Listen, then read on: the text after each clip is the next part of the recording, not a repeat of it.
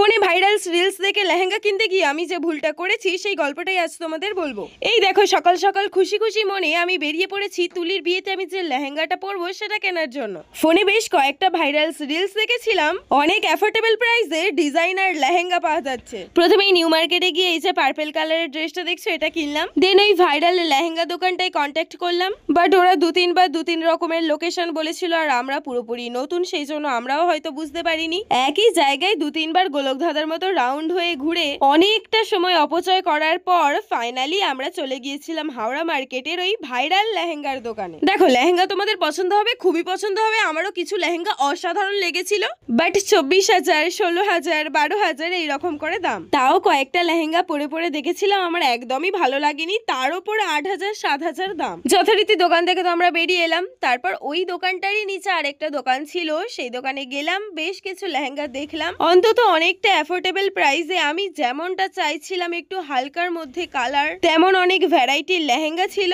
আর দেখো প্রথম থেকেই আমার মাইন্ডসেট ছিল আমি হোয়াইট বা অফ হোয়াইটের মধ্যেই কোনো কালার নেব। দেখো আর আমি বেশ কয়েকটা লেহেঙ্গা দেখলাম সেই রকম কালার। দেন আমি নবর জন্য কিছু লেহেঙ্গা দেখছিলাম, এটাও আমার ওর জন্য পছন্দ হয়েছিল আর তার সাথে সাথে এটাও। তো ফাইনালি ও হোয়াইট আর পিঙ্কের কম্বিনেশন নিল আর আমি নিলাম এই হোয়াইটটা। তো আমার অ্যাফোর্ডেবল প্রাইসে মনের মতো লেহেঙ্গা আমি পেয়ে গেছি। আর আমি যেখান থেকে লেহেঙ্গাটা কিনেছি সেটা হলো হাওড়া মার্কেটের এই যে স্টাইল বাজার দেখছো ঠিক তার নিচেই। আর এই দেখো দোকানটার সামনে আশেপাশের লোকেশনটাও আমি তোমাদের সাথে শেয়ার করছি যাতে তোমাদের বুঝতে সুবিধা হয়।